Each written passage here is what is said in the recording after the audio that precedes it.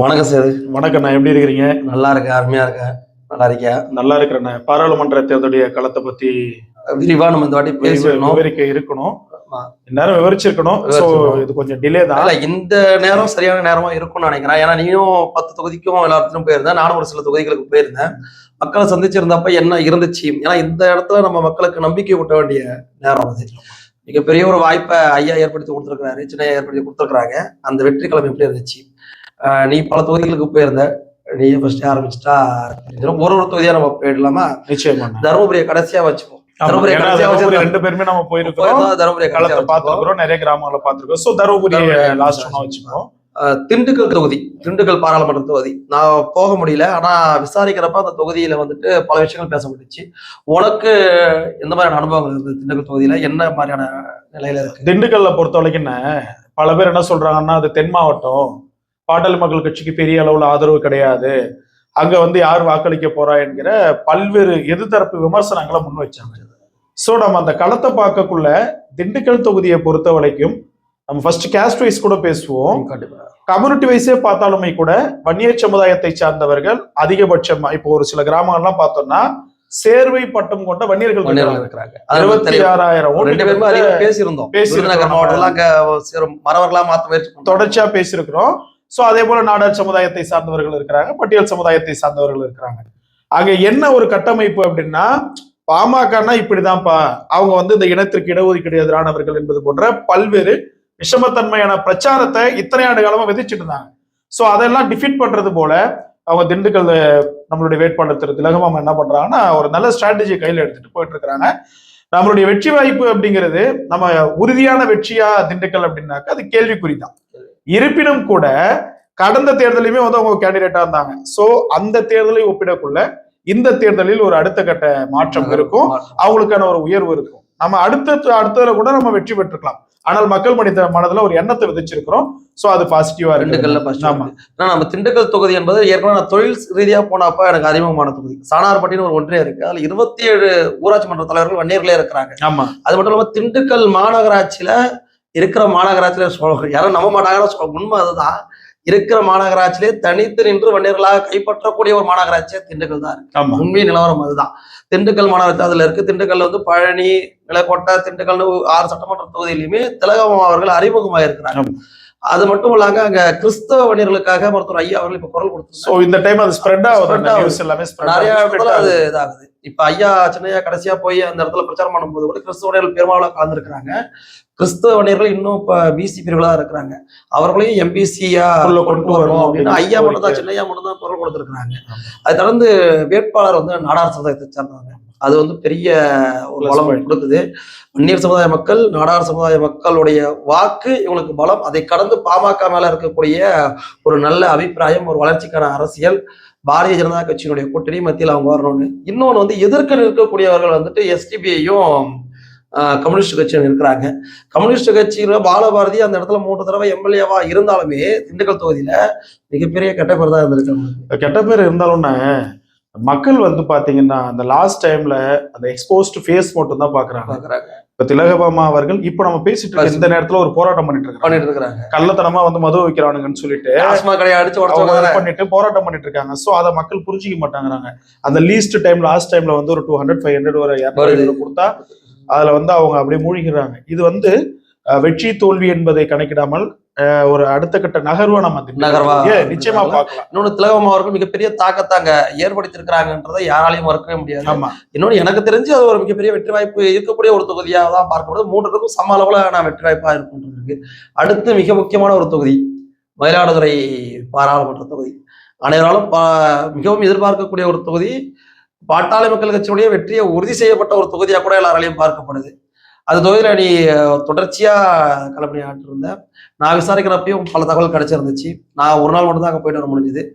நீ தொடர்ச்சியாக அதிகப்படியான நேரம் அங்கே செலவு பண்ணதுனால கூடுதல் தகவல் தெரிஞ்சிருக்கலாம்னு நினைக்கிறேன். எப்படி இருக்கு மயிலாடுதுறையை பொறுத்த வரைக்கும் பாமக போட்டியிடக்கூடிய 10 தொகுதியை 3 டைப்பா நம்ம ஃபில்டர் பண்ணி எடுக்கலாம்.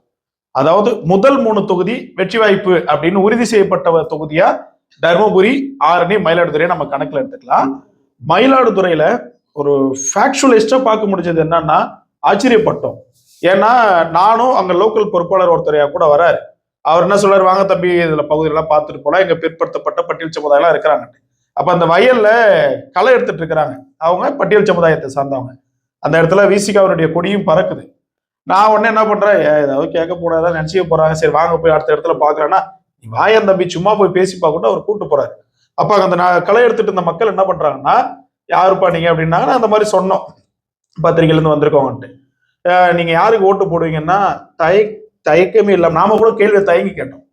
அவங்க தயக்கம் இல்லாம சொன்னாங்க, ஸ்டாலினுக்கு தான் நாங்க போடுவோம், மு.க. ஸ்டாலின் இல்லப்பா ம.க. ஸ்டாலினுக்கு தான் போடுவோம். ஏமா அது ஒரு பட்டியல் சமுதாயத்தை சார்ந்து இருக்கிறீங்க, இவங்க உங்களுக்கு எதிர்ப்பான ஒரு சூழலை இங்க விதைச்சிட்டு இருக்காங்களே ஒரு குறிப்பிட்ட கட்சி அப்படின்னா.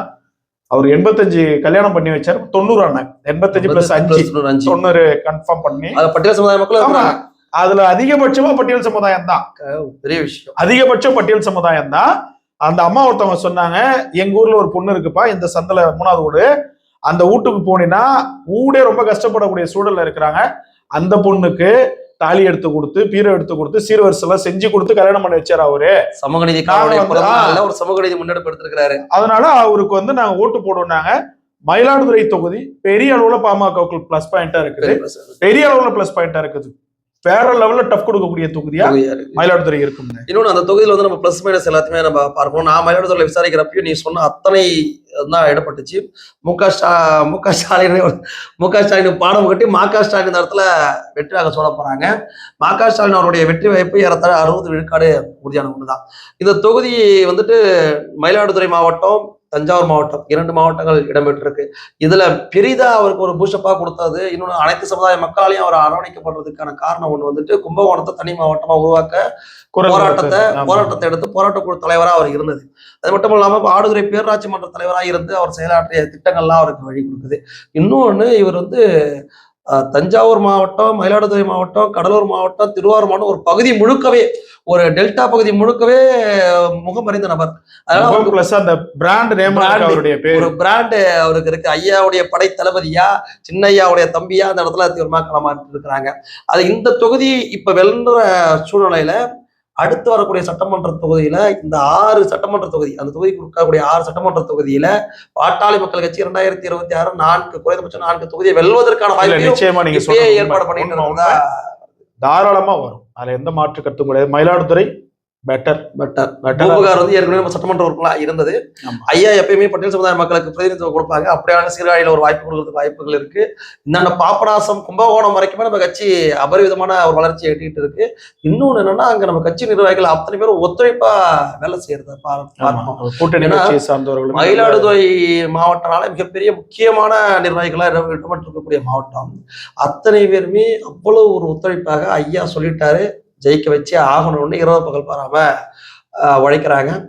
மயிலாடுதுறை நாடாளுமன்ற தொகுதியில அத்தனை சமுதாயம் ஓட்டும் வருது. இன்னொன்று வந்துட்டு அந்த காளியம்மால வந்து அவங்க வந்துட்டு பிரச்சாரம் பண்ணிக்கிட்டே போறாங்க. ஆனா அவருக்கு பெரிய தாக்கத்தை ஏற்படுத்துவாங்கன்னு நினைச்சாங்க. ஆனா ஒரு 70,000 ஓட்டை தாண்டதே பெரிய விஷயம்னு சொல்றாங்க.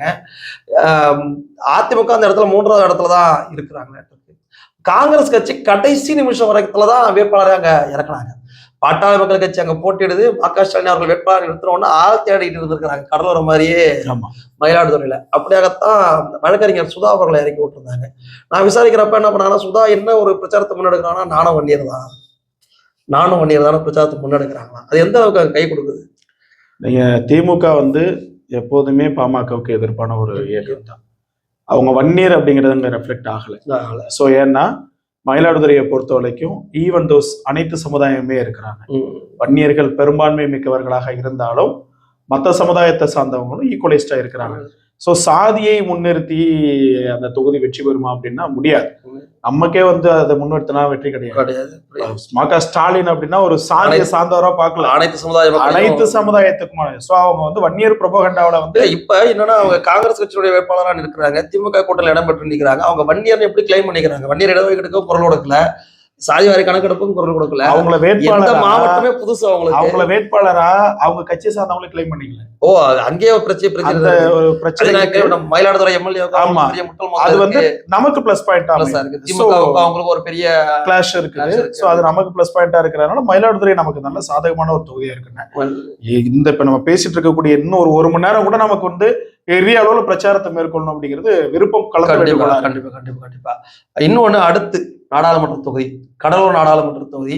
கடலூர் நாடாளுமன்ற தொகுதியில எனக்கு அருகாமையில் இருக்கக்கூடிய தொகுதின்றதால அதுல நீங்க அதிகமா போயிருப்பீங்க. அதிகமா போயிருந்தேன்.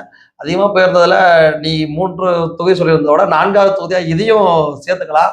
ஏன்னா கடலூர் நாடாளுமன்ற தொகுதி மிகப்பெரிய அளவுக்கான வெற்றி வாய்ப்புகள் இருக்கு. இதுல நிறைய பிளஸ் மைனஸ் நம்ம பேச வேண்டியது இருக்கு.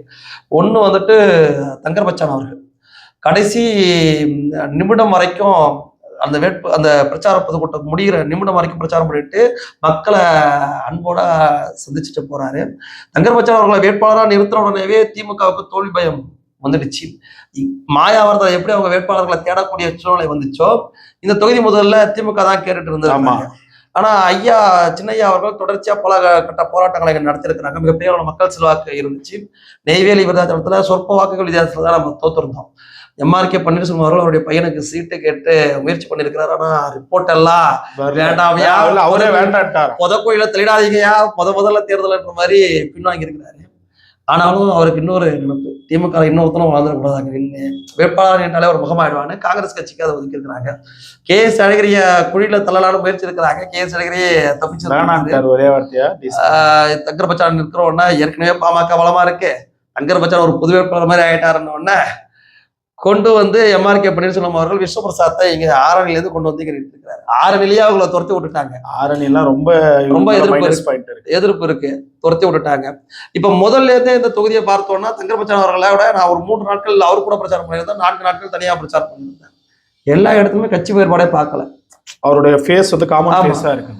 எங்க பாட்டாளி மக்கள் கட்சி எங்களுக்கு குரல் கொடுக்கக்கூடிய கட்சி, அதுல தங்கர் பச்சான் அவர்கள் எங்க வீட்டுக்குள்ள நிக்கிறாரு, வேற ஆளா நிக்கல, எங்க வீட்டுக்குள்ள நிக்கிறாரு அப்படின்னு அவரை ஆரத்தழி வரவேற்கிறாங்க. அந்த தொகுதியில வந்துட்டு மிகப்பெரிய இழுப்பறிக்கு மத்தியில ஜெயிச்சாலும் கண்டிப்பா ஜெயிச்சுற நிலைப்பாடு இருக்கு. இன்னொன்று வந்து பல கருத்து கணிப்புனாலே நம்மளுக்கு தெரியும் பாமகவுக்கு எதிராக தான் இருக்கும். அந்த பாமகவுக்கு எதிராக இருக்கக்கூடிய கருத்து கணிப்புகள்லையும் கருத்து கணிப்புனாலே பாமக இந்த தொகுதியில தோத்துரும் அப்படின்னு தான் இருக்கும். ஆனா அதுல கூட இதுல ஒரு 2% வாக்கு வித்தியாசம் 3% வாக்கு வித்தியாசம் தான் காட்ட முடியுதுன்னா அந்த கருத்து கணிப்பை நம்மளுக்கு தெரிய வச்சிருது.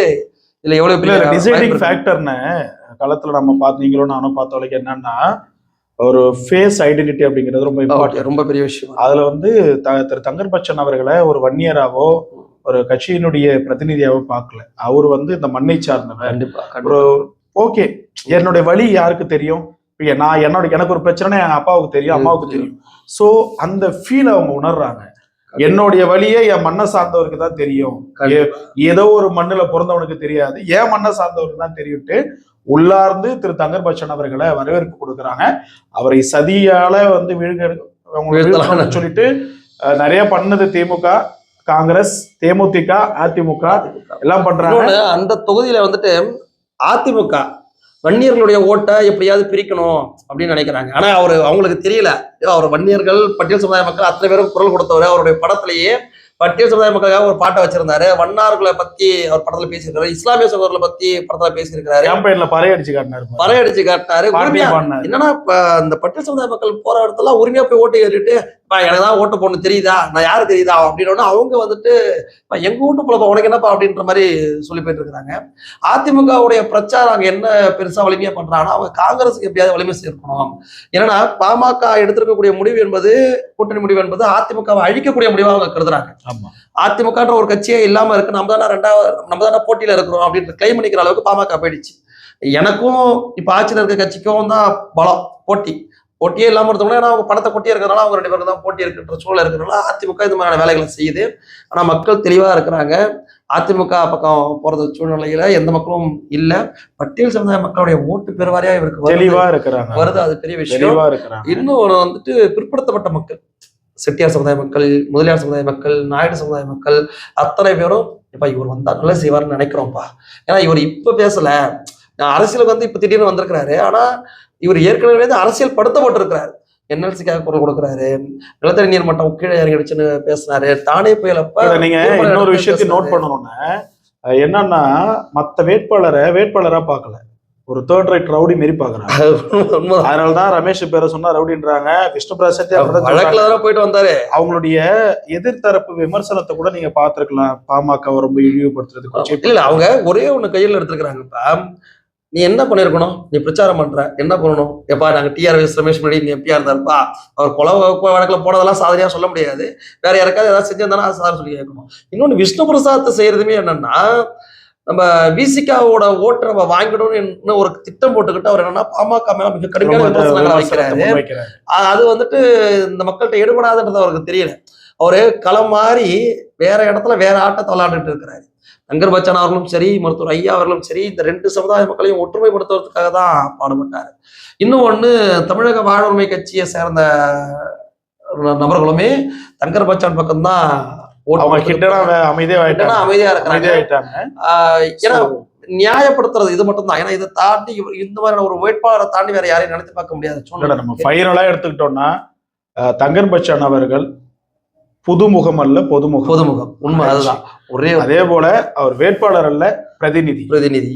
அவர் ஒரு நல்ல தமக்கான தம்முடைய பகுதிக்கான ஒரு நல்ல வேட்பாளராக களம் நிறுத்தப்பட்டது பாட்டாளி மக்கள் கட்சியினுடைய பிளஸ் பாயிண்ட் அமைஞ்சிருக்கு. ஸோ விக்டரி அப்படிங்கிறது பெரிய டிசைடிங் ஃபேக்டர்ஸ்ல நம்மளுடைய கடலூருக்கு இருக்கு. நிச்சயமா இருக்கு. நிச்சயமா. அடுத்து நம்ம விழுப்புரம் நாடாளுமன்ற தொகுதி தனி தொகுதி. பாட்டாளி மக்கள் கட்சி எப்பயுமே பட்டியல் சமுதாயத்தை சேர்ந்தவங்கள பாராளுமன்றத்திற்கு அனுப்பணும்னு ஆசைப்படக்கூடிய கட்சி. அப்படியாக தான் முதல்ல கிடைச்ச மத்திய அமைச்சர் பதவியும் ஒரு பட்டியல் சமுதாயத்தை சேர்ந்தவங்க கொடுத்திருந்தது. அதுலயும் இதுல குறிப்பா கவனிக்க வேண்டியது ஒரு இளைஞர் நிற்கிறாரு. மிகப்பெரிய அளவுல அவருக்கு வரவேற்பு இருக்கு. இன்னொன்னு பாக்குறது விசிகாவும் பாட்டாளி மக்கள் கட்சிக்கும் நேரான ஒரு மோதல் இருக்கு. இந்த இடத்துல களம் எப்படி இருக்கு? நம்ம விழுப்புரத்தை பொறுத்த வரைக்கும் என்னன்னா, இதுல ஒரு பெரிய சிக்கல் நமக்கு இருக்குது. என்ன சிக்கல்னா, அதிமுக பெரிய அளவுல விசிகாவுக்கு சப்போர்ட் பண்றாங்க. மறைமுகமான சப்போர்ட் எல்லா இடத்துலயும் நடக்குது. நேரடியான சப்போர்ட்டே பண்றாங்க. நம்ம ஒரு 4-5 கிராமங்களுக்கு போக முடிஞ்சுது. பட்டியல் சமுதாய மக்கள் வாழக்கூடிய கிராமத்துக்கு போக முடிஞ்சுது. அங்க என்ன பண்ணியிருக்கிறாங்க திமுகவை சார்ந்தவங்க அப்படின்னா, திமுகவும் விசிகாவும் முரளி சங்கர் சாதியில நம்மளா இருக்கிறாரு, ஆனா கட்சியில பாமகவா இருக்கிறாரு, இப்ப ஆளுங்கட்சியா திமுக இருக்குது. இவங்களுடைய ப்ரொபகண்டா, இவங்களுடைய வே ஆஃப் கேம்பெயின் இருக்குது. இவங்க நாளைக்கு வேட்பாளரா நிறுத்தி நாடாளுமன்ற உறுப்பினரா வந்தா எதுவும் செய்ய மாட்டாரு. நம்ம ரவிக்குமார் வந்தாருன்னா நம்ம ஆளுங்கட்சியில இருக்கிறதுனால உங்களுக்கு எல்லா தேவையும் செஞ்சுக்கலாம், உங்களுக்கு யாருக்கெல்லாம் கவர்மெண்ட் திமுக பண்றாங்க. அங்க இருக்கக்கூடிய மக்களை மூல செலவு செய்யறாங்க. மிக மிக முக்கியமான விஷயம் என்னன்னா, தருமபுரியில நடந்த நிகழ்வு, விழுப்புரத்துல நடந்த நிகழ்வு, அதாவது ஏதோ ஒரு சின்ன சின்ன இடத்துல சண்டை வந்திருக்கும் இல்லைங்களா, அதெல்லாம் எல்இடில ப்ரொஜெக்ட் பண்ணி காட்டிட்டு இருக்கிறாங்க. விழுப்புரத்துல நம்மள ஒரு எதிர்த்தரப்பு சமுதாயமா, எதிரி சமுதாயமா பிரதிபலிக்கணும்னு சொல்லிட்டு காட்டுறாங்க. இது இவங்களுடைய கேம்பெயினா இருக்கு. அதே போல அதிமுகவினுடைய வே ஆஃப் கேம்பெயின் எப்படி இருக்குன்னா, விசிகாவுக்கு முழுமையான ஆதரவு இருக்கு. பாமக ஜெயிச்சதுன்னா நமக்கு புண்ணியம் இல்லை, விசிகா ஜெயிச்சதுன்னா நம்ம கிட்டனா அவங்களுக்கு பிரபகண்டாவோட ஆதரவு கொடுத்தோன்றதுனால சோ நெக்ஸ்ட் டைம் 2026 திருமாவளவன் அவர்களை எப்படியாவது அதிமுக அவர்களை கூட்டு வந்துடலான்ட்டு ஒரு பெரிய போட்டியா நிலவுது. மும்முனை போட்டிலாம் இல்லைன்னு, அதிமுக விசிகா திமுக பாமக அப்படி இல்ல போட்டி. விசிகா அதிமுக திமுக விசஸ் பாமக. இந்த இடத்துல அதிமுகவும் திமுகவும் ஒரே கூட்டணியில 3 பேர் ஒண்ணா. இந்த தொகுதியை நம்ம பேசுறப்ப சிதம்பரம் தொகுதியும் தொட்டு பேச வேண்டிய அவசியம். தெல்ல தெளிவா ஒரு விஷயம் மட்டும் நம்மளுக்கு தெரியுது. அதிமுக விசிக களமிறங்க இருக்கக்கூடிய தொகுதிகள்ல எப்படியாவது விசிகாவை ஜெயிக்க வைக்கணும்னு அதிமுக போராடிட்டு இருக்கு. எப்படி போராடிட்டு இருக்குன்னா, சிதம்பரம் நாடாளுமன்ற தொகுதியில பாரதிய ஜனதா கட்சிக்கு மிகப்பெரிய அளவுக்கான வெற்றி வாய்ப்பு பிரகாசமா இருந்துகிட்டு இருக்கு. இந்த ஓட்டுகள் ஒட்டுமொத்தமா பிற்படுத்தப்பட்ட மக்கள் ஓட்டு, பட்டியல் சமுதாய மக்கள் ஓட்டு போய் சேர்ந்து பாஜகவுக்கு போது வன்னியர் சமுதாய மக்கள் எல்லாமே ஒருங்கிணைச்சிருக்கிறாங்க. அதிமுக ஒவ்வொரு வீட்லயும் 200 ரூபாய் காசை கொடுத்து நீங்க பானை ஜெயிக்க கூடாதான் எங்களுக்கு தான் ஓட்டு போடணும் அப்படின்னு கேட்கறதுக்கான காரணம் என்னன்னா, திருமாவளவனுடைய எதிர்ப்பு ஓட்டுகளை பிரிக்கக்கூடிய சூழ்ச்சியா இருந்துகிட்டு இருக்கு. மக்கள் தெளிவா இருக்கிறாங்க, பாஜகவுடைய கூட்டணி வெற்றி பெறும்னு நம்புறாங்க. அதுக்கு காரணம்னா ஏன பலத்தோட பாமக கூட இருக்கிறாங்க. இந்த நாடாளுமன்ற தொகுதியில பாமக சிதம்பரம் நாடாளுமன்ற தொகுதியில விழுப்புரத்து கூட நினைச்சு பேசுறாங்கன்னா அதே குறிப்பிடும் போது சிதம்பரம் நாடாளுமன்ற தொகுதியில ஏற்கனவே பாமக 3 முறை ஜெயிச்சிருக்காங்க. 6 சட்டமன்ற தொகுதியிலுமே பலமாக இருக்கக்கூடிய கட்சி, தனித்து என்றாலே வெல்லக்கூடிய அளவுக்கு பலமா இருக்கிறாங்க. இத்தோட டிடி விதினவரன் அவர்கள் போன நாடாளுமன்ற தேர்தலில் 70,000 ஓட்டு வாங்கி வந்தாரு. ஓபிஎஸ் பின்புலமா நான் பார்த்த கிட்டத்தட்ட ஓபிஎஸ் கிட்டத்தட்ட 70க்கும் மேற்பட்ட பிரசிடென்ட்களே இருக்கிறாங்க. அப்ப அது எல்லாமே ஓட்டுகளா மாறும். அது ஒரு கட்டமைப்பாக ஓட்டுகளா மாறக்கூடிய மக்கள். இந்த பகுதியில உடையார் சமுதாய மக்களும் பிள்ளைமார் சமுதாய மக்களும் பெரும்பாலும் இருக்கிறாங்க. அது ஐஜேகே வந்து அந்த ஓட்டுகளை வாங்கி கொடுக்குற முன்னிலையில இருக்கிறாங்க. புதிய தலைமுறை வாக்காளர்கள்னு பல வந்துட்டு பாஜகவுக்கு ஆதரவா இருக்கிறப்ப தோல்வி பயத்துல திருமாவளவன் இருக்கக்கூடிய சூழ்நிலை அவருக்கு ஆதரவா அதிமுக களமிறங்கி இருக்கிறது. ஆனா நான் சிதம்பரத்துல பார்த்த அதே நிகழ்வை நீங்க விழுப்புரத்துல யுத்தம் தான் இது நமக்கு. யுத்தம் விசிகா வெர்சஸ் பாமக. அதிமுக திமுக விசிகா விசஸ் பாமக பாஜக. பாமக தனிச்சுனால சிங்கமால தனிச்சு இருக்குது. இந்த யுத்தத்துல நம்ம வெல்றது மக்கள் கையில தான் இருக்கு. அங்க என்னன்னா ஒரு பிம்பம் ஒண்ணு உருவாக்கிட்டே இருப்பாங்க. வன்னியர் சமுதாய மக்களுக்காக எப்பயுமே பாட்டாளி மக்கள் கட்சி களத்துல இறங்கி போராடி எல்லா உரிமையும் பெற்றுக் கொடுக்கும். ஆனா கடைசியில வந்துட்டு திமுக வந்து நாங்க தான் கொடுத்தோம் அப்படின்னு கிளைம் பண்ணிட்டு போவாங்க. சந்திரி சாக்கல்ல சி.வி. சண்முகம் என்ன பண்ணுவாரு, அவர் ஒரு புரட்சியாளர், அதாவது வன்னிய போராளி மாதிரி திடீர் போராளி பிம்பலாம் படுத்திப்பாரு. 10 விழுக்காட்டுக்கு நம்ம என்னென்ன போராட்டம் பண்ணோன்றது நம்மளுக்கு தெரியும். அதற்காக சட்டமன்றத்துல குரல் கூட கொடுக்க சொல்லல. இவரு சட்டமன்றத்தில் தோத்துட்டாருனால வேற யாராவது கொடுக்க சொல்லலாம், அதையும் செய்யல. ஆனா இப்ப சி.வி. சண்முகம் மிகப்பெரிய வன்னியர் ஆளுமையா பல மாவட்டங்கள்ல காட்டுகிறாரு தானே. அவரும் விசிகாவுக்கு ஆதரவா எப்படின்னா திமுக மாரியே 500 காசு கொடுத்தவருக்கு ஆதரவா Facebookல போஸ்ட் பண்ண சொல்றாரு. ஓ அந்த எல்லாம் பண்றாரு. ஆனா திமுகவோட பரவாயில்ல. திமுக 200 இல்ல, இவருக்கு அப்புறம் ஆள் வேணும்ல. ஆள் வேணும். இப்ப நம்ம பசங்க கிட்டனா ஒரு ஃபேக் ஐடி யூஸ் பண்ணிட்டு அவர் போர்வால்டா சிங்கம் அப்படின்னு போட்டுட்டு இருக்கானுங்க. விழுப்புரம் தொகுதியில ஃபேக்சுவலிஸ்டா நம்ம சொல்லணும்னா இப்ப நம்ம சொன்னதுதான், இது ஒரு யுத்தம் தான். இந்த யுத்தம் நமக்கு வெற்றி வாய்ப்புள்ள ஒரு தொகுதியா நிச்சயமா வெற்றி வாய்ப்பு இருக்குது.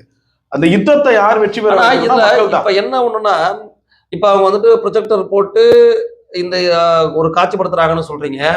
இந்த 2 சமுதாயத்தையும் மோதல் படுத்தி இந்த 2 சமுதாயத்தையும் மோத விட்டு அதுல குளிர் காட்சி தான் இன்னும் பதவிக்கு வரணும்ன்ற சூழ்நிலை தான் அவங்க இருக்கிறாங்களா? அந்த கேட்குள்ள நம்பாளங்களும் இருக்கிறாங்க. அந்த கேட்குள்ளார எனக்கு இப்ப என்னன்னா, அங்க ப்ரொஜெக்டர் போடுறாங்களா, அது பட்டியல் சமுதாய மக்கள் இருக்கக்கூடிய பகுதியில அவங்கள மூல செலவு பண்றாங்க.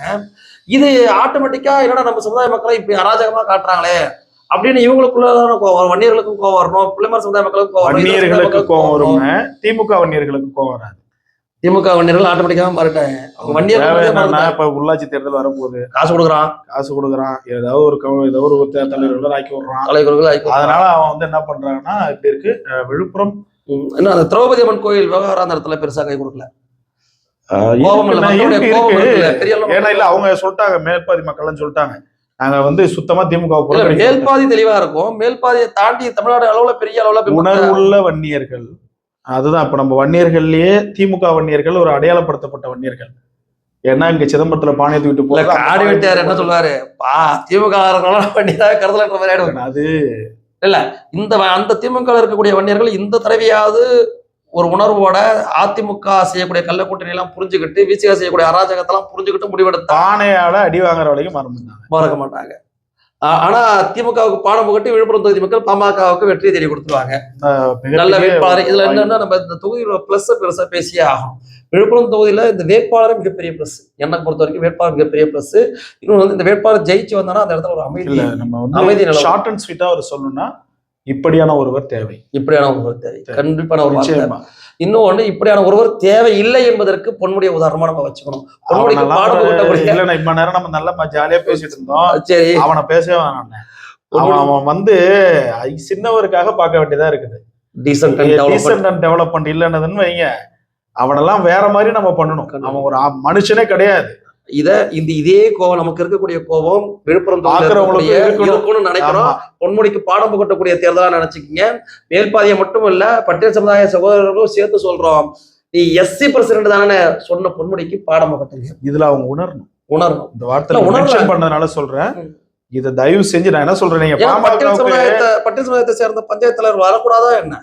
அவன் அப்படிதான் நினைக்கிறான். அந்த மக்கள் ஒண்ணு உருவணும். பட்டியல் சமுதாயத்தை சேர்ந்த ஒரு பாராளுமன்ற உறுப்பினராக்கி மத்திய அமைச்சராக பாமகவை எதிராக நினைக்கிற சூழ்நிலைக்கு விசிகா ஏற்படுத்துது. ஆனா அந்த விசிகா ஒரு பஞ்சாயத்து தலைவராக கூட வரக்கூடாது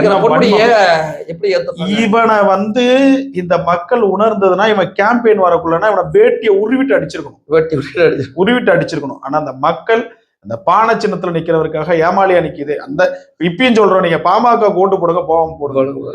ஆனா ஒரு அயோக்கிய பக்கத்துல நிக்கக்கூடிய ஒரு வேட்பாளரை தேர்ந்தெடுத்தாங்க. பொன்முடி பக்கா அயோக்கியத்தனம் பண்ணிதான் ஒரு காப்பாத்தி நிக்கிறாங்க. வேட்பாளருக்கு வந்து கேம்பெயின் பண்ண போறதே புண்ணியம் இல்லாத ஒண்ணு. இல்ல அவருடைய தோல்விக்கு ஒரு பக்கபலமா இருக்கிறாரு. சரி, அடுத்த தொகுதி நம்ம மிக முக்கியமா பார்க்க வேண்டிய தொகுதி, எல்லாராலையுமே எதிர்பார்ப்புக்குள்ள இருக்கிற ஒரு தொகுதி, ஆரணி நாடாளுமன்ற தொகுதி. நீங்க ஆரணின்னு சொன்ன அடுத்த செகண்டே நான் சிம்பிளா சொல்றேன்.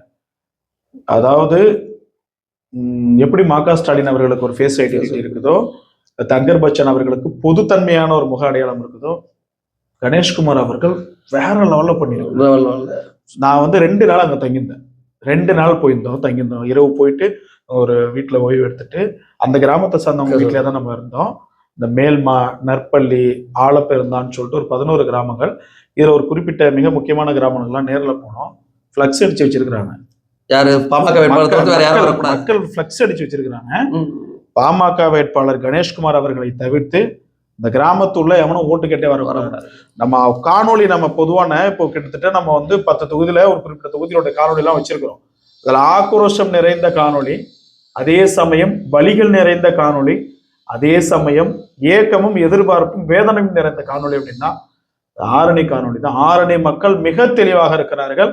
நிச்சயமா நம்ம வந்து ஒரு 100 out of 85% ஆரணி வெல்லும் பாமக உறுதியா இருக்கு. பெரிய மகிழ்ச்சியான ஒரு விஷயம். நிச்சயமா வெல்லும். ஆரணி மாதிரியான ஒரு பின்தங்கிய தொகுதிக்கு பாட்டாளி மக்கள் கட்சியினுடைய நாடாளுமன்ற உறுப்பினர் அவசியம். அதுவும் கணேஷ்குமார் அவர்கள் போன்ற மிக திறமையான ஒரு நபர் அவசியம். அந்த மக்களை ஏமாத்த முடியாது. தெளிவா இருக்கிறாங்க. பட்டியல் சமுதாயம் தான். பட்டியல் சமுதாயம் தெளிவா இல்ல. இன்னொன்னு குறிப்பா நான் பார்க்க வேண்டியது என்னன்னா, இந்த கூட்டணி உறுதியான பின்பாக சூரலபுரம் பண்ணுவோம்ல, அப்ப முதல் முறையா எனக்கு வந்த போட்டோ பட்டியல் சமுதாய மக்கள் ஏரியாவில இருந்து மாம்பழம் சின்னம் வரைஞ்சி வந்தது ஆரணி தொகுதியில இருந்தான். அதற்கு பின்பாக எல்லா இடத்துலயும் பட்டியல் சமுதாய சகோதரர்கள் மாம்பழம் சின்னத்தை வரைஞ்சிருக்கிறாங்க. ஆனால் முதல்ல எனக்கு கிடைத்த போட்டோ ஆரணி தொகுதியில இருந்து வந்த அந்த புகைப்படம் எந்த அளவுக்கு உங்களுக்கு கிடைச்சதோ அது அந்த மக்களினுடைய உள்ளார்ந்த உணர்வா. So Arani we will win. நம்ம நிச்சயமா ஆரணி தொகுதியில நம்மளுடைய பிளஸ்ன்றதை நம்ம பெருசா பாக்குறோம்னா, பாட்டாளி மக்கள் கட்சியினுடைய தொடர்ச்சியான போராட்டம் இந்த மேல்மா சிப்காட்டுக்கு எதிராக இன்னைய வரைக்கும் அதுல இருந்து ஒரு இம்மி அளவு கூட இறங்கி வராம தொடர்ச்சியா போராடுறாங்க.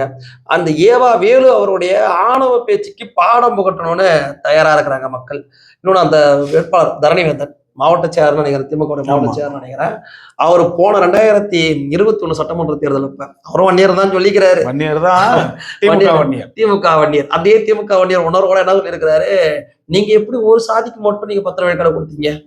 அவரும் வன்னியர் தான். இதெல்லாம் எனக்கு தெரிஞ்சு நம்ம சொல்லக்கூடாதுன்னு பாக்குறத கிராஸா இருக்குமான்னு அந்த அளவுக்கு பேச வேண்டியதா இருக்கு. அப்படி சொல்லிட்டு அந்த கோபம் இருக்குல்ல, அந்த மக்களுக்கு இன்னமும் இருக்கு, ஆறாத ரணமா இருக்கு. 3 வருஷம் ஆயிடுச்சு, ஆனா யாருமே மறக்கல. ஏன் வன்னியர் இடஒதுக்கீடு பத்தி கொச்சப்படுத்தின அவருக்கு நாங்க ஓட்டு போடுவோம்னு நினைச்சீங்கன்னா எங்களை அந்த அளவுக்கு இவன் நீங்க நினைச்சிட்டீங்களா அப்படின்னு நினைக்கிறாங்க. அது மட்டும் இல்லாம கணேஷ்குமார் அவர்கள் ஏற்கனவே சட்டமன்ற உறுப்பினரா இருந்தார். அது இளமை 25-26 வயசுலயே 26 வயசுலயே எம்எல்ஏவா இருந்த நபர், அனுபவசாலி, சட்டமன்றத்துல இருந்த அனுபவசாலி. இன்னொன்று வந்துட்டு ஐயாவுடைய தீவிர பற்றாளர், பசுமநாயகர் அன்புமணி ராமதாஸ் அவருடைய தீவிர பற்றாளர் இருக்கக்கூடிய அதே கொள்கை கோட்பாட்டோட நீங்க சொல்றோம்ல பட்டியல் சமுதாய மக்களுக்கு ஏரியாவில் அமைறாங்க, அது வந்து ஐயா விதைச்ச விதை. அவருடைய மனசுல ஐயா விதைச்ச விதை இன்னைக்கும் தோல் மேல கையை போட்டு பட்டியல் சமுதாய சகோதரரோட சேர்ந்து பிரச்சாரம் பண்றாரு. மிகப்பெரிய அளவுல நல்ல ஒரு ஃபேஸ் ஐடென்டிட்டி. நல்லா ஆச்சரியப்பட்டோம். இன்னொன்னு அந்த தொகுதியோட வெற்றிக்கு மிக முக்கியமா காரணமா இருக்கக்கூடியவரோ நம்ம கடவுள் அடிக்கக்கூடிய விஷ்ணு பிரசாத் அவர்கள் தான். அவர் செஞ்ச நல்லது, இவர் பண்ண வேலைதான். அங்க சொன்னா எப்பா ஒரு பாட்டி கேட்டது, அப்பா இங்க ஒருத்தன் வரந்தான்ல நல்லா குண்டா வருவான் பாருப்பா விஷ்ணு பிரசாத். அவங்க சொன்ன பாட்டியில சொல்றோம், நம்ம சொல்லணும் சொந்த கருத்துல. எப்ப வந்தான்னு தெரியல சாமி, ஓட்டு கேட்க வந்தான். இப்போ உங்க தொகுதி அடிக்கல, கடலூரா தம்பினாங்க. ஆமாப்பா ஆமாயா அப்படின்னா உங்க தொகுதிலாம் நிக்கிறான் அவன் அப்படின்றாங்க.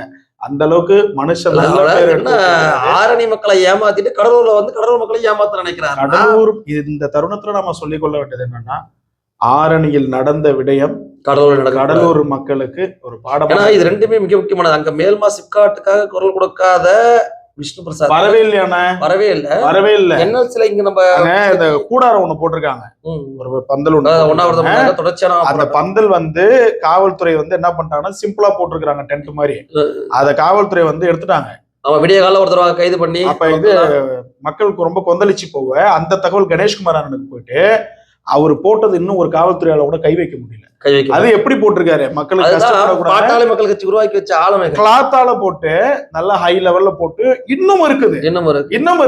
முடிஞ்சா எடுத்து பாரு. இப்ப திருவண்ணாமலை மாவட்டத்தையே அதுல வச்சா அது வந்து அவருக்கு ஒரு நல்ல இருக்குன்னு ஆரணி வெற்றி வெற்றி கண்டிப்பா. அடுத்து காஞ்சிபுரம் நாடாளுமன்ற தொகுதி மிக முக்கியமா நம்ம பார்க்க வேண்டிய தொகுதி.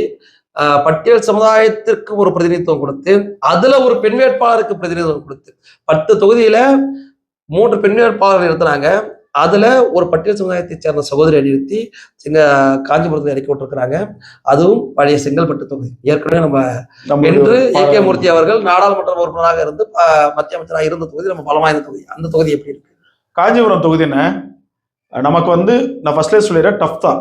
அதாவது வெற்றி நான் இப்பவும் என்னன்னா பார்க்கக்கூடியவங்க கூட என்னன்னா அவன் டஃப்னு சொல்றானே, டஃப் மீன்ஸ் வெற்றியே கிடைக்காதா அப்படின்றது இல்லை. நம்ம இன்னும் வேகமா வேலை செய்யணும். வெற்றி தோல்வி அப்படிங்கிறது இன்னும் ஒரு நாள் நமக்கு ஒரு டெஸ்ட் தான், ஒரு ஸ்லிப் டெஸ்ட் மாதிரி தான், ஃபைனல் டெஸ்ட் கிடையாது.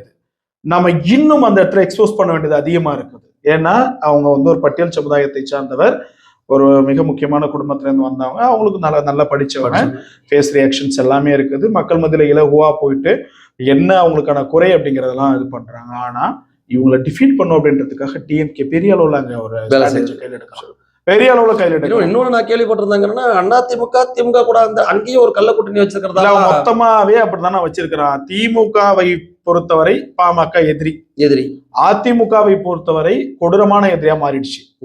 இப்போ காஞ்சிபுரம் நீங்க சொன்னீங்க, எனக்கு இப்போதான் நாம வருது, சிதம்பரமா இருக்கட்டும், தனி தொகுதியை மட்டும்தான் அது புரிய வைக்கிறான். விழுப்புரம் சொல்லிட்டோம் இல்லைங்களா, அதே மாதிரி காஞ்சிபுரம். இந்த தனி தொகுதிகள்ல பாட்டாளி மக்கள் கட்சி வேட்பாளர் நிறுத்திருக்கக்கூடிய இடத்தில் வன்னியர்களினுடைய வாக்கை நம்மால் முடிந்த சதவீதத்தை பிரித்து விட்டால் இலகுவாக எதிர்தரப்பு ஈஸியா வின் பண்ணிடும் அப்படின்றதுக்காக காஞ்சிபுரம் தொகுதியினுடைய வேட்பாளர் திருமதி ஜோதி வெங்கடேசன் அவர்களை தோற்கடிக்க வேண்டும் என்பதற்காகவே அதிமுக திமுகவுடன் மறைமுகமாக வாக்கை பிரித்து, அப்ப அந்த மக்களுக்கு நம்ம தெளிவா ஒண்ணு தெரியப்படுத்துறது என்னன்னா, அதிமுக ஓட்டு போட்டு வீணாக்காதீங்க. சின்னையா சொன்னாரு பாருங்க, அது தெளிவா சின்னையா ஒரே இடத்துல சொன்னார், அதிமுக வாக்காளர்களே அந்த ஓட்டை வீணாக்காதீங்கன்னு. நம்ம ஒரு கட்சியை சார்ந்தவங்களா பேசுறதை விட நீங்க யாருக்கு ஓட்டு போடணுன்றதை விட போடக்கூடாதுன்றதுல தெளிவா இருக்கும். இன்னொன்னு, செங்கல்பட்டு நாடாளுமன்ற தொகுதியுடைய பிளஸ் நம்ம பெருசால பார்க்க வேண்டியது இருக்கு. செங்கல்பட்டு நாடாளுமன்ற தொகுதி என்பது முழுக்க பாட்டாளி மக்கள் கட்சியுடைய கோட்டையாகவே இருக்கக்கூடிய ஒரு தொகுதி, இருந்த தொகுதியில இருக்கக்கூடிய ஒரு தொகுதி.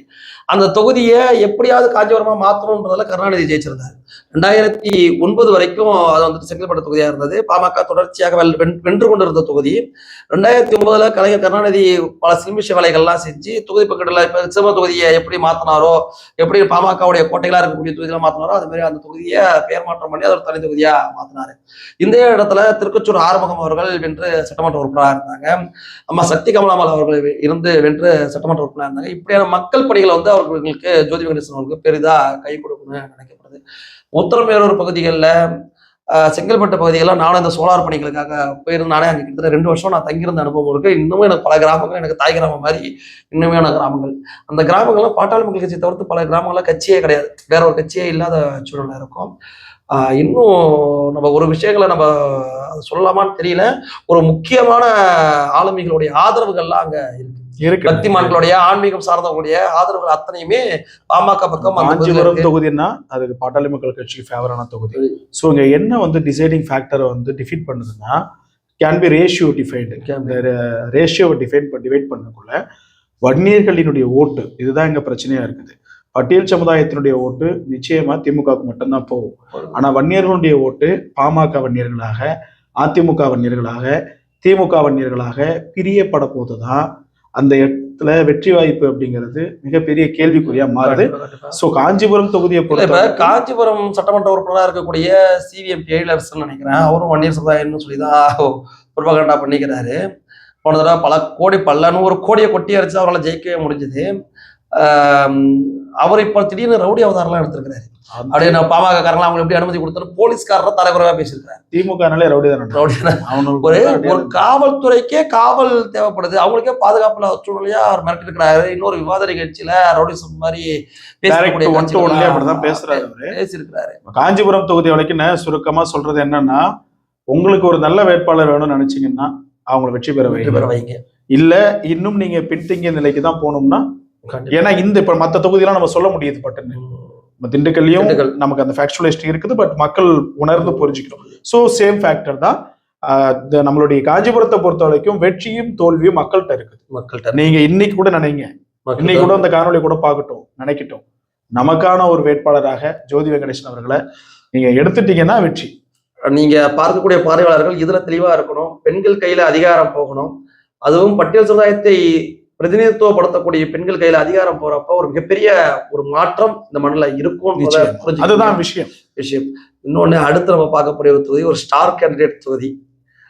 மிகப்பெரிய எதிர்பார்ப்பு இருக்கக்கூடிய ஒரு தொகுதி. டஃப் ஃபைட் இருக்கு. மிகப்பெரிய வேட்பாளர்களுக்குள்ளாகவே கடுமையான வாக்குவாதங்கள்லாம் இருக்கக்கூடிய ஒரு தொகுதி.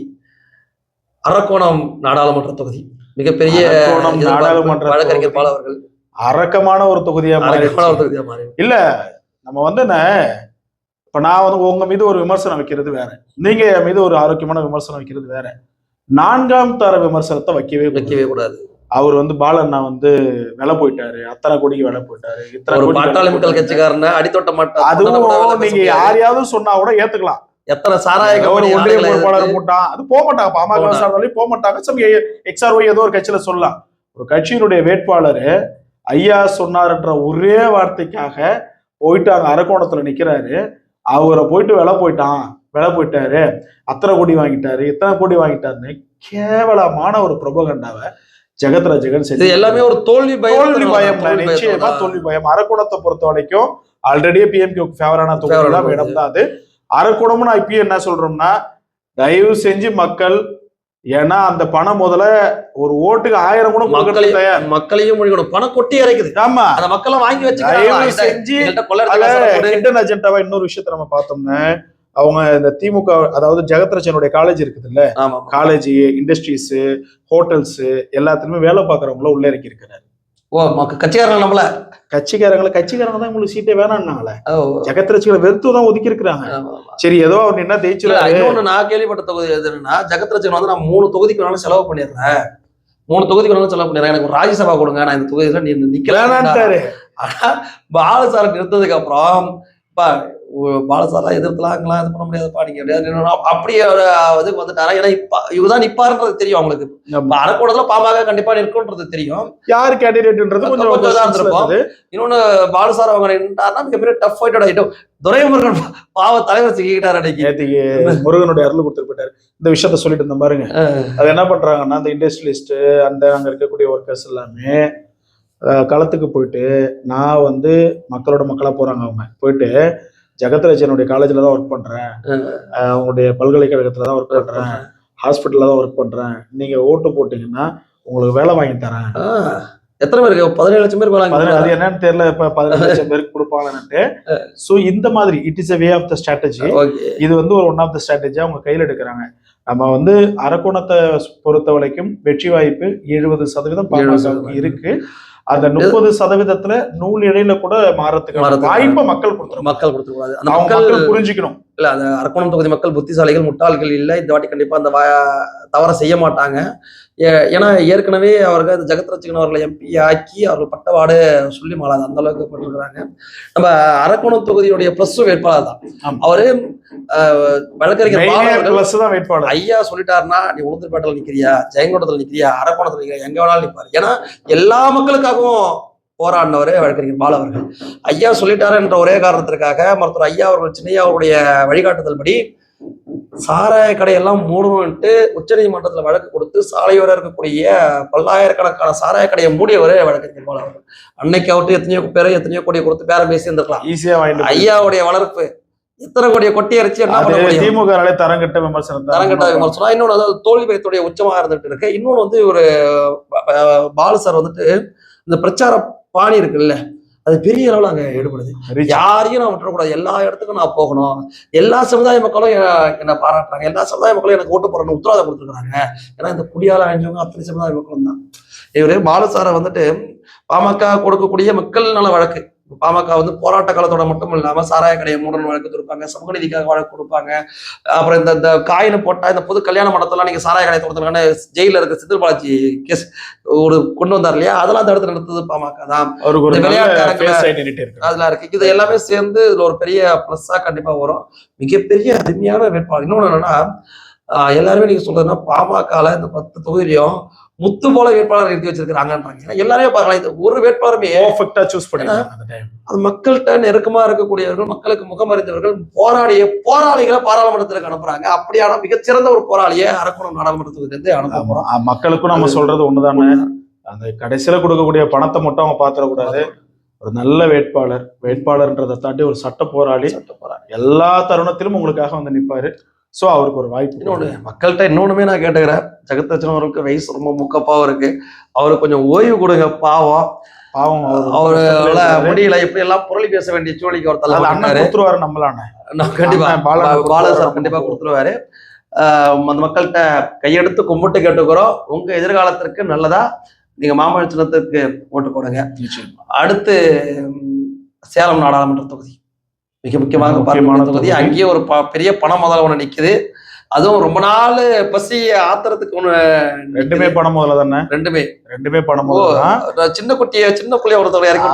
இன்னொரு விஷயம் இப்ப நம்ம பேசணும் இல்லைங்களா, விழுப்புரம், காஞ்சிபுரம், சிதம்பரம், இதுலெல்லாம் தனி தொகுதியில திமுக கூட அதிமுக கூட்டணி வச்சுது. இதுல பொது தொகுதியிலே வச்சுச்சு. பொது தொகுதியில அதிமுக எடப்பாடியோட சொந்த தொகுதியா இருந்தாலும் அவர் வந்து எப்படின்னா இதுல வந்து பிஎம்கே ஒரு விக்டரி ஃபேக்டரா பாக்குறாரு. ஓகே, அவருக்கு பயம் இருக்குல்ல, தோல்வி பயத்தை காட்டினவர் தானே அண்ணாதுரை. 16ல வந்து அண்ணாதுரை அவர்கள் அதுவும் வந்து சிஎம்மா இருக்கக்குள்ளே, இல்ல அவர் அமைச்சரா ஆளுங்கட்சியா இருக்கக்குள்ளேயே அவங்க வந்து அதுக்கப்புறம் தானே சிஎம் வராரு. அவங்க வந்து ஆளுங்கட்சியா இருக்கக்குள்ளேயே 4 அணில எடப்பாடி இருப்பாங்க. அப்பேற்பட்ட ஒரு தருணத்தை ஒரு நல்ல சூப்பரா பண்ணாரு. இந்த தடவை இன்னும் அதை விட ஆக்ரோஷமா இறங்கி இருக்கிறாரு. ஏன்னா அப்பயே வந்து தனித்து நின்னோம், ஓகே பாத்துக்கலாம் அப்படியே நியூட்ரலா. இப்ப தேசிய ஜனநாயக கூட்டணி அங்க நல்ல சப்போர்ட் பண்ண, மத்தியில பிரதமர் ஒரு தேர்தல் வர போறான்றது அந்த மக்கள் உணர்றாங்க. சேலத்தை பொறுத்த வரைக்கும் நமக்கு ஒரு டஃப் போட்டி தான். ரொம்ப பெரிய 3 பேருக்குமே இருக்கும்னு நினைக்கிறீங்களா? மும்முனை போட்டி தான். இப்ப கூட செல்வ கணபதி அவர்கள் வரணும்னு சொல்லிட்டு பலரும் எதிர்பார்க்கலாம். இப்ப அந்த புதுமுக பணம் முதல்வர் அவரும் வன்னியர் தான், எல்லாமே வன்னியர் தான், அவரும் எதிர்பார்க்கறாங்க, இவரும் எதிர்பார்க்கறாங்க. ஆனா மக்கள் மத்தியில ஒரு விஷயம் அங்க எப்படியா பிரதிபலிச்சிருக்குன்னா, மேல வந்து மோடி தான் உட்கார போறாரு. அதே மாதிரி அருளண்ணன் வந்து ஒரு பிளஸ் பாயிண்ட் அமைகிறாரு. இல்ல அதுதான் நானுமே சொல்ல நினைச்சேன். இப்ப என்னன்னா அந்த இடத்துல இருக்கக்கூடிய சட்டமன்ற உறுப்பினர்கள் அருளண்ணன் மட்டும் மேட்டூர் கூட நம்ம தருமபுரி போயிடுது, அந்த இடத்துல இருக்கக்கூடிய அந்த அவங்களுடைய பண்பு, அவங்க செஞ்ச பணிகள்லாம் இருக்குல்ல, அது வந்து இந்த இடத்துல பெரிய பிளஸ்ஸாகவும் அமைஞ்சிருக்கு. இன்னொன்று வந்து இங்க 3 பேரும் வன்னியர்கள்ன்றதை தாண்டி நம்ம அந்த சேலம் மேற்கு தொகுதியை நம்ம உதாரணமா எடுத்துக்கலாம். சேலம் மேற்கு தொகுதியில 2 லட்சத்துக்கும் மேற்பட்ட ஓட்டு இருக்கு. அதுல வெறும் 88,000 ஓட்டு தான் வன்னியர்களுடைய ஓட்டு. அதுல ஜெயிக்கிறதுக்கான ஃபேக்டரி இன்னும் கூடுதலா ஒரு 30,000 ஓட்டு வாங்கினாதான். அப்படிதான் வன்னியர் ஓட்டுகளை கடந்து மற்ற சமுதாய ஓட்டுகளையும் வாங்கித்தான் பாட்டாளி மக்கள் அருளிமொழி அவர்கள் அங்க ஜெயிச்சிருக்கிறாங்க. அப்படியாக அருளிமொழி அவர்கள் மற்ற சமுதாய ஓட்டுகளையும் அங்க அறுவடை பண்ணிக்கிட்டு இருக்கிறாரு. அந்த தொகுதி முழுக்க பாமகவுடைய நல்ல ஒரு இருக்கு, நல்ல ஒரு வே ஆஃப் நமக்கு பாத்துலிஃப் இருக்கு. சேலம் வந்து மும்முனை போட்டி. மக்கள் நினைத்தால் வெற்றி, மக்கள் நினைத்தால் வெற்றி, நல்லது நினைத்தால் வெற்றி, நல்லவர்கள் வர வேண்டும் என்று நினைத்தால் சேலம் தொகுதி வெற்றியா இருக்கும். இன்னொன்னு அவர் வந்து முன்பாக மாவட்ட செயலராக இருந்தவர், மாவட்ட கவுன்சிலராக இருந்தவர், சட்டமன்ற தேர்தலை அணுகுனவர், மக்களோட நேரடி தொடர்புல இருக்கக்கூடியவர், பல போராட்டங்களை சந்திச்சு வழக்குகளை சுமந்தவர். இதெல்லாம் அந்த தொகுதியில் எப்படி கை கொடுக்கும்? இல்ல அதெல்லாமே நல்லா தெரியுதுன்னு, அதெல்லாம் நல்லா தெரியுது. ஏன்னா அண்ணாதுரை அப்படின்னா அப்போ அவரு அப்படின்றாங்க. அவரு எதாவது துணிஞ்சு கேட்பாரு, பயப்படுறாங்க. பயம் மீன்ஸ் தவறான இடத்துல கிடையாது, அது யாரா இருந்தாலும் சரி. இல்ல அதை நம்ம பார்த்தோம், அந்த கார் விஷயத்திலேயே படார்னு இறங்கி ஓடி போய் கண்டா இருப்பாருங்க. அத மாதிரி அவங்க மக்கள்கிட்ட நல்ல ரிஃப்ளெக்ஷன் இருக்கு. இருப்பினும் போத்ன்றதை விட 3 ஃபேக்டர் 3 சைடுமே வந்து டஃப் கொடுக்கக்கூடிய அளவுக்கு இருக்குன்னு. சேலம் மக்கள் வந்து எப்படி ஒரு நல்ல சட்டமன்ற உறுப்பினரை மேற்கு சட்டமன்ற உறுப்பினராக தேர்ந்தெடுத்து அனுப்புனாங்களோ, அதனால அவங்க பயனடைஞ்சிட்டு இருக்கிறாங்களோ, அதுபோல ஒரு நாடாளுமன்ற உறுப்பினரை தேர்ந்தெடுத்து அனுப்புனாங்கன்னாக்க நல்லா இருக்கும். இந்த தொகுதியில எதிர்த்து இருக்கக்கூடிய திமுக வேட்பாளரை பத்தி நம்ம முக்கியமா பார்க்க வேண்டியது இருக்கு. வேட்பாளர் சுடுகாட்டு ஊழல் வழக்குல சிக்கி பதவியை இழந்து தேர்தலில் போட்டியிட ஊழல்வாதி. ஆமா, 91 ஜெயலலிதா பீரியட்ல, அதுவும் ஜெயலலிதா பீரியட்ல 91 96 பீரியட்ல. ஆனா அரசியல்ல பழந்துன்னு கொட்ட போட்டவர் தான், அரசியல பழந்துன்னு கொட்ட போட்டவர் தான். நான் எந்த அளவுக்கு பழந்துன்னு கொட்ட போட்டவர் எப்படி சிக்கிறாருன்றது தெரியல. திமுக பாடம் எடுக்கிறதுக்கு அதான் வந்து அவர் வன்னியர்ன்றதுனால முதல்ல நிக்க வைக்கிறாங்க. இன்னொன்னு என்னன்னாக்க, ஊழல் செய்திருந்தாலும் அதை வந்து மறைக்கிறதுக்கான பேமெண்ட்டை இறக்குறது. பணத்தை அங்க பணம் விளையாடுதாட்டு இருக்கு. அந்த தொகுதி முழுக்க பணம் விளையாடுது. தமிழ்நாட்டிலேயே 39 நாடாளுமன்ற தொகுதியில அதிகமா பணம் நல்லா அழகா வந்து மொத்தம் ஒரு 3-4 தொகுதி சொல்லலாம். தருமபுரி சொல்லலாம், சேலம் சொல்லலாம். அதுல நல்ல மக்கள் வந்து எனக்கெல்லாம் தெரிஞ்சாலே வாங்கி வச்சுக்கிங்க. நல்ல 500 அடிக்கிறாங்களா, 1000 அடிக்கிறாங்களாம். அந்த தொகுதி ஒண்ணுதானே, நம்ம டைரக்டா போய் விசிட் பண்ணோம், அனைத்து தரப்பு மக்களையும் சந்திச்சோம். முக்கியமா நகர் பகுதிகளில் போய் பார்த்தோம். ரெஃப்ளெக்ஷன் இருக்குது, பட் இன்னும் அது தேவை நமக்கு அதிகம். இன்னும் நம்ம தேவைன்றதை விட நாளை ஒரு நாள் இருக்கு, கண்டிப்பா இன்னும் மீதமுள்ள நேரம் இருக்கு. தயவு செஞ்சு நீங்க ஒப்பிட்டு பார்த்து தேர்ந்தெடுத்துங்க. ஓகே, 3 வேட்பாளருமே ஒப்பிட்டு பார்த்து தேர்ந்தெடுங்க. கள்ளக்குறிச்சி நாடாளுமன்ற தொகுதி, அந்த தொகுதியிலையுமே ஐயா எப்பயுமே அனைத்து சமுதாய மக்களுக்கும் பிரதிநிதித்துவம் கொடுக்கணும்னு நினைப்பாங்க. எப்படி பட்டியல் சமுதாய மக்களுக்கு வாய்ப்பு கொடுத்து, மகளிருக்கு வாய்ப்பு கொடுத்து, ஒரு நாடார் சமுதாய மக்களுக்கு வாய்ப்பு கொடுத்தாரோ அது மாதிரி இந்த தொகுதியில உடையார் சமுதாயத்தை சார்ந்த ஒருத்தர் களமிருக்கிறாங்க. முன்னாள் நாடாளுமன்ற உறுப்பினர், பாரம்பரியமான குடும்பத்தை சார்ந்தவர், நாடாளுமன்றத்துல உறுப்பினராகவும் அனுபவம் இருக்கக்கூடிய நபர், எதிர்த்து களம் இறங்கி இருக்கக்கூடியவர்களும் உடையார்கள் தான். அந்த தொகுதி எப்படி இருக்கு? அது நமக்கு பலமான தொகுதி, நம்ம ஏற்கனவே வென்ற தொகுதி, மிகப்பெரிய அளவுக்கு செல்வாக்கு உள்ள ஒரு தொகுதி. அந்த தொகுதியுடைய நிலைமை உடையார் சமுதாயத்துக்கு சீட்டு கொடுத்தது. ஏன்னா இப்ப நம்ம மற்ற இடத்துல சொன்னோம் கேண்டிடேட்க்கு சீட்டு கொடுத்தது. பட் கள்ளக்குறிச்சியை பொறுத்த வரைக்கும் கம்யூனிட்டி பேஸ்ட்ல சீட்டு கொடுத்தது. பாமக கம்யூனிட்டி பேஸ்ட்ல கொடுக்கல. இருப்பினும் கூட அவருடைய பேஸ்டாவே அந்த கம்யூனிட்டி அமைஞ்சிருக்கிறது. இப்ப பாராளுமன்றத்துக்கு போறப்போ ஒரு அனுபவசாலி அவர் ஆல்ரெடி ஒரு பாரம்பரிய கட்சியில இருந்தவர். அதுக்கப்புறம் பாமக மீது இருக்கக்கூடிய ஈர்ப்பால வந்துட்டாரு. ஒரு வரவேற்பு இருக்குதுன்னு அவருடைய பேர் அப்படிங்கிறது இப்பதான் அந்த இடத்துல பிரதிபலிக்க தொடங்குது. அதான் நான் சொல்றது, இப்ப மீன்ஸ் ஒரு 20 டேஸ்க்கு 20 நாளைக்கு மட்டும் தான் பிரதிபலிக்க தொடங்குது. ஸோ இப்ப முழுமை அடைஞ்சிருக்குது. 20 நாட்களுக்குள்ள ஒரு வேட்பாளரினுடைய பெயர் மக்கள் மத்தியில போய் சேர்றதுன்றது. ஏன்னா அவர் பெருசா இப்ப நம்ம இது வரைக்கும் சொன்ன வேட்பாளருடைய ஃபேஸஸ் எல்லாம் நல்லா தெரியும், எல்லாருக்குமே தெரியும். பட் இவருடைய ஃபேஸ் அப்படிங்கிறது இப்பதான் பிரதிபலிக்க தொடங்கி இருக்குது. ஒரு వ్యక్తి, ஏன்னா எழுத்து நிற்கக்கூடியவங்களும் வந்து ஒரு பெரிய சக்தியா நம்ம கருத முடியாது. அதிமுக இருக்கக்கூடிய குமரகுரு வந்து ஆளுமை மிகுந்தவராக தான் இருக்கிறார். ஆல்ரெடியே மாவட்ட மந்திரி வரைக்கும் கொஞ்சம் கொண்டு போயிட்டு அப்புறம் வாய்ப்பு கிடைக்கல, உட்கட்சி பூசல்னால அது வந்தாரு. அந்த தொகுதியை பொறுத்த வரைக்கும் கள்ளக்குறிச்சி மிக முக்கியமான டஃப் காம்படிஷன் உள்ள தொகுதியாக தான் நம்ம பார்க்கலாம். அது ஆல்ரெடி ப்ரீவியஸ்ல பேசினதுதான். வெற்றி தோல்வி என்பதை விட மக்கள் புரிந்து கொள்ள வேண்டும். நீங்க ஒரு நல்ல வேட்பாளரை தேர்ந்தெடுத்தீங்கன்னா உங்களுக்காக பேச போறாரு, இல்லைனாலும் போராட போறாரு. இருந்தாலும் உங்களுக்கான போராட்டமே இல்லாமல் பேசக்கூடிய ஒரு வேட்பாளராக திரு தேவதாஸ் ஐயா அவர்கள் இருக்கிறார். அவருக்கு வந்து ஆதரவு அப்படிங்கிறது ஒரு 60% தானே இருக்குது. 62 ஃபேக்சுவலிஸ்ட் இதுதான். மிகைப்படுத்தி பேசுறதுல தேவையில்லை.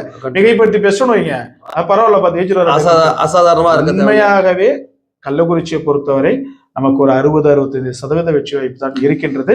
அதுவும் மிக முழுமையாக இன்னும் முழுநிலை அடையவில்லை. மக்கள்கிட்ட நம்ம கேட்கறது ஒன்னே ஒண்ணுதான். அந்த 10 தொகுதிக்குமே நம்ம என்ன சொல்றோம்னா, பாமகவோ அதிமுகவோ திமுகவோ அல்லது விசிகாவோ இந்த வேட்பாளர்களுடைய ப்ரொஃபைல்ஸ்ல கொஞ்சம் விசிட் பண்ணுங்க, அவங்கள பத்தின தகவல்களை திரட்டுங்க, அவங்கள பத்தின விஷயங்களை தெரிஞ்சுக்கிட்டு ஓட்டு போடுங்க. அந்த வகையில கள்ளக்குறிச்சி மக்கள் மனதில் மாற்றம் இருந்தால் அந்த தொகுதியில் மாற்றம். கொள்ளை கூட்டத்தோடைய முகமுடியை கிழிக்க சொல்லுங்க, கிழிச்சாலும் மக்களுக்கு அப்பட்டமா தெரிஞ்சிருக்குது. அது இல்லாம கள்ளக்குறிச்சி நாடாளுமன்ற தொகுதியில ஏற்கனவே நமது கட்சியின் சார்பாக திரு தன்ராஜ் அவர்கள் வெற்றி பெற்று வந்திருக்கிறார். அது மட்டும் இல்லாம ஆத்தூர் பகுதி எல்லாமே, நம்ம ஆத்தூர், கள்ளக்குறிச்சி, ரிஷிவந்தியம், இந்த பகுதிகள்லாம் நம்ம மிக பலமான இருக்கக்கூடிய தொகுதி, சட்டமன்ற தொகுதி. அதுவும் இல்லாம மாவட்ட ஜேபி அவர்கள் வந்து தாக்கம் 26 இருக்கும். கள்ளக்குறிச்சியை பொறுத்த வரைக்கும் அது உள்ள இருக்கக்கூடிய சட்டமன்ற தொகுதியினுடைய தாக்கம் நிச்சயமா ஒரு விஷயமா 26 இருக்கும். கள்ளக்குறிச்சி நாடாளுமன்ற தொகுதி மக்கள் முடிவு பண்ணி ஒரு வெற்றி வேட்பாளரை நீங்க அனுப்பிச்சிங்க அப்படின்னா அவங்களுக்கு மக்களுக்கான வெற்றி அது. அடுத்து கடைசியாக அல்ல, இறுதியாக ஒரு வெற்றி தொகுதிய தருமபுரி நாடாளுமன்ற தொகுதி அனைவராலும் வெற்றி உறுதி செய்யப்பட்ட ஒரு தொகுதி. இருந்தாலும் களத்துல நானும் பார்த்த பல விஷயங்கள் பகிர்ந்து கொள்ள வேண்டிய விஷயங்கள் பல இருக்கு. முதல்ல உங்களுடைய அனுபவம். முதல்ல இந்த 10 தொகுதியில இறுதியான தொகுதியா நாம வந்து தருமபுரியை பேசுறோம். ஆனா முதன்மையான வெற்றியை வந்து பதிய வைக்கக்கூடிய தொகுதியா தருமபுரி மாறப்போதுன்னு நம்ம வந்து ஷார்ட் அண்ட் ஸ்வீட்டா சொல்லுவாங்க இல்லைங்களா, அந்த மாதிரினாக்க மக்கள் தெளிவாக இருக்கிறார்கள். மக்கள் தெளிவாக அவங்க திமுகவுடைய முகமுடிய பார்த்துட்டாங்க. கடந்த 5 வருஷமா அங்க ஒரு நபருக்கு ஓட்ட போட்டு அவங்க படக்கூடிய அவலங்கள், அவங்க படக்கூடிய கஷ்டங்கள்ட்டு எல்லாத்தையும் பாக்குறாங்க. இந்த தொகுதியை பொறுத்த வரைக்கும் ஒரு பெரிய பிளஸ் பாயிண்டா கேண்டிடேட்டுடைய ஃபேஸ் அமைஞ்சிருக்குது. இன்னொரு விஷயம் என்னன்னா, திருமதி சௌமியா அன்புமணி அவர்கள் புதுமுகம் கிடையாது. அவங்க சொல்றது என்னன்னா, எனக்கு வந்து சொந்த ஊரு சென்னையா இருந்தாலுமே கூட என்னுடைய புகுந்த ஊடு இதுதான். அந்த அளவுக்கு மக்களினுடைய பிரச்சனைகளை வந்து அவங்க தெளிவுபடுத்தி தன்னகத்தை கொண்டிருக்கிறாங்க. சோ தருமபுரி மக்கள் போல பிற தொகுதி மக்களும் இருக்க வேண்டும் என்பது என்னுடைய ஆசையா இருக்கு. களம் பாமகவிற்கு மிகுந்த சாதகமா இருக்குது. திமுக அதிமுகவை பெருமளவுல வீழ்த்தி வெல்வதற்கு நிறைய சாத்தியங்கள் இருக்கு. வெற்றி உறுதி. தருமபுரி நாடாளுமன்ற தொகுதியில நம்ம நிறைய இடத்துல பப்ளிக் ஒப்பீனியன் கேட்டிருந்தோம், பிரச்சாரத்துக்கு தனிப்பட்ட முறையில் பிரச்சாரம் மேற்கொண்டிருந்தோம். அங்க கேட்கக்கூடிய பதில்கள் பல விஷயம் அதிர்ச்சியாகவும் இருந்துச்சு, பல விஷயம் நமக்கு பழகின விஷயமா இருந்துச்சு. தருமபுரி மக்களுக்கு வேணா அது புதுசா இருக்கலாம். ஒன்று பழகின விஷயத்த நான் முதல்ல சொல்லிடுறேன். எம்ஆர்கே பன்னீர்செல்வம் அவர்கள் முட்டத்தாரு அங்கேயும் முட்ட ஆரம்பிச்சிட்டாரு. இங்க குறிஞ்சபாடியில் அவர் நிற்கும் போதே தெரியும், கடைசி தோல்வி பயத்தில் என்ன பண்ணுவார்னா, எதிர்கட்சியை சார்ந்தவர்கள்லாம் ஃபோன் போட்டு, எப்பா கடைசியா ஒருத்தர வாய்ப்பு கொடுங்கப்பா அப்படின்றாரு. அப்படியாக நான் முன்னாள் ஒரு சேர்மன், அதிமுக கட்சியை சேர்ந்த ஒரு சேர்மன் ஒருத்தரை பார்க்கக்கூடிய சூழல் வந்துச்சு. அவர்கிட்ட கேட்டு உரிமையோட தான் நான் ஓட்டை கேட்டேன், இந்த வாட்டி அன்னைக்கு நீங்க வாய்ப்பு கொடுக்கணும் அப்படின்னு சொல்லி ஓட்டி கேட்டிருந்தப்ப, கண்டிப்பா அன்னைக்கு தான் நாங்கள் பண்ண போறோம், இந்த முட்டத்தாள் வேற இங்க உட்காந்துக்கிட்டு இது பண்ணி நிற்கிறாப்புல, எனக்கெல்லாம் ஃபோன் பண்ணிலாம் பேசலாம்லாப்பான ஒரு சொல்லியிருந்தாரு. அதிமுக காரங்களுக்கு தொடர்ச்சியா அதிமுக தரப்புல இருந்து ஒரு அழுத்தம் கொடுக்கப்பட்டு இருக்கு. என்னன்னா, அதிமுகவுடைய தோல்வி உறுதியாயிடுச்சு, இங்க பாமக ஜெயிக்க கூடாது, அதனால நீங்க திமுக வாய்ப்பு கொடுங்க. நேரடி எதிரியா யார் யார் தமிழ்நாட்டு களத்துல நம்ம பார்க்கிறோமோ அந்த 2 குள்ளநரி கூட்டமும் ஒன்னா கை கோத்திருக்கு பாமகவை வீழ்த்த. இந்த தொகுதியில ரூரல் பகுதி, அதாவது கிராமப்புற பகுதிகளில் மேட்டூர், பெண்ணாகரம், தருமபுரி இந்த சட்டமன்ற தொகுதியில் இருக்கக்கூடிய கிராமப்புற பகுதிகளில் ஏறத்தாழ 80 விழுக்காட்டிற்கு மேலாக பாமக ஆதரவு நிலைமையில் தான் இருக்கு. நம்ம கேட்கவே தேவையில்ல, நம்ம மக்களோட இதாக இருக்கு. நம்ம கேட்டோம்னா, ஏப்பா இது ஒரு கேள்வி நேரம் கேட்கிறேன், நம்ம மாமழி தான்ப்பா ஓட்டு போடுவோம் அப்படின்ற மாதிரி இருக்கு. அடுத்து பாலக்கோடு, அரூர், பாப்பிரெட்டிப்பட்டி போன்ற சட்டமன்ற தொகுதியில் 70 விழுக்காட்டுக்கு மேலான ஆதரவு இருக்கு.